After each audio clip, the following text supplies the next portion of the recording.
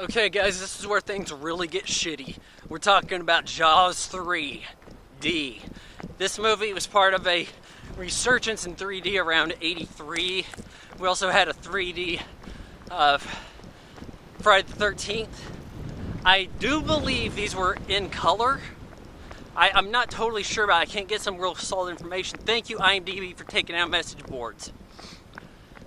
But at least from what Wikipedia says, it said polarized glasses to give the 3D effect.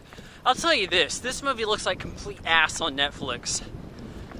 Maybe it never got a good transfer. It's way too grainy. Too many scenes off to the side show a kind of 3D artifact to it. Like you could see red or greenish blue outlines around characters. It looks damn bizarre. So now, oldest Brody child, Mike, now played by Dennis Quaid, is at SeaWorld. I think they said Miami. So now he was always into the ocean. He works at SeaWorld. What does he do? I think he just builds shit. But he has a girlfriend that trains the dolphins and Shamu the whale. And I think that actress, it looks like she's really doing some of this stuff. At least that's all I could tell from this transfer. So I couldn't find any information on how she was trained with the dolphins and such, but one of the things you get out of this movie is you get the idea that she seems to really be this marine biologist person working at SeaWorld. And it really gave you this misconception that all these people who work with the dolphins are so highly trained that they have like PhDs and shit. And then, you know, years later with the documentary Blackfish, we learned that a lot of the people at SeaWorld are not really all that well trained. I'm hearing something in the woods. But anyways, I want to make sure a cougar doesn't attack me. The shark now attacks like a slasher film. Like it's waiting for people and attacking them after taunting them in some way. Like at the beginning of this movie, it bites a fish's head. It eats a fish and the head is floating in the water. And I'm like, oh wow, it ate a fish. Whoopity-doo. You know, like how exciting is that? But then we have it just kind of going after people as though it was Jason Voorhees. Like a guy's out swimming. These people are out. They're gonna steal some coral from the display. Oh, but then they get attacked in a kind of fun way. The shark will go at people, but not really convincingly or so. And then all of a sudden, it's out there.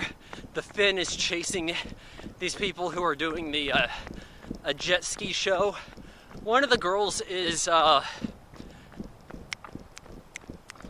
I'm just gonna go with Marty McFly's mom. You know her. And she was mighty cute at this day. You know, this is around the time she slutted out for all the right moves and really jumped her career up.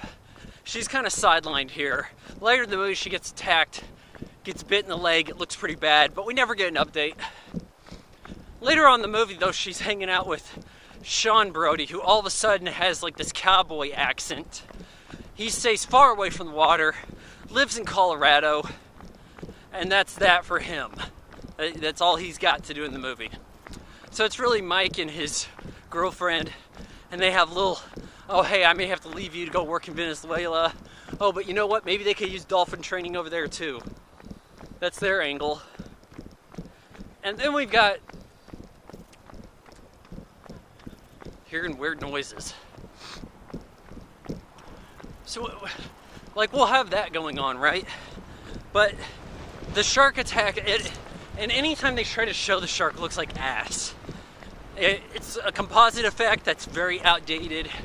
I think it's an optical effect with chemicals and such. And they're trying to build this underwater park that looks like shit against all of the kind of like bluish green water, and the shark is in there too. And then we have another thing of note. We've got, God damn it, Louis Gossett Jr. He's like, I don't know what he is. Is he the CEO of SeaWorld? They say he's an entrepreneur, right? He's the boss. And him and Dennis Quaid would later team up in a better movie called Enemy Mine, like the next year. But anyways, here you're kind of thinking he's the guy, he's gonna get killed, right? But in the final shark attack, okay, and I'm skipping some stuff here. There's a small shark that they capture. Oh, we have the only living great white shark. Oh, but Louis Gossett Jr. wanted it on display and then it died right then and there. Because it was in too small of a tank or some shit and got depressed. So you're thinking he's gonna get killed, but in the final attack he doesn't. Like the big shark was waiting in our tank the whole time, but nobody noticed. Really? We have this like complete asswipe photographer adventure guy. He's like English. And he's bragging about how he's so great at stuff. You know he's gonna get killed for sure. He gets the shark to chase him in this turbine, and then they're going to like blow him up or something. But I don't even know how his plan could have worked. Like this movie really undersells the speed of a great white shark. That's one of the problems with this one. People just casually swim away from it. Too many people are okay with just going in the water here. Oh, it's okay. I'm a marine biologist. I'm getting in the damn water. What the hell? It's stupid. And then we have a super terrible effect of their submarine going around, and we have the shark approaching the... You can put this on a list of like top 10 worst effects even. The shark approaches their command center, which is submerged, has this big sheet of glass in front of it, and the shark just kind of gets enlarged, and then nose punches through the glass, and the glass shatters like the title sequence in the original Friday the 13th. And it's like, this isn't even remotely what that would look like. It doesn't look like the shark's coming close to doing any of that. Oh, but the English adventure guy, when he got eaten, he had a grenade in his hand. So, Louis Gossett Jr. helps the secretary gal get out of the submerged control room, while Dennis Quaid and his gal tangle with the shark. And he pulls the pin out. They get out of the way. The shark explodes. So now we've exploded the shark again. Oh, but the dolphins were in there and all this shit. The dolphins were helping. What came of the dolphins? Oh, but they find the dolphins, and they're perfectly okay, and they're all celebrating. And the dolphins are going up and dancing and shit. And they're trying to give that 3D effect, and so they superimpose the dolphins celebrating, even during the freeze frame at the end. And it looks like shite. You know, maybe in some slight way this movie's not quite as boring as Jaws 2. Slightly. It's such a mess, that's why.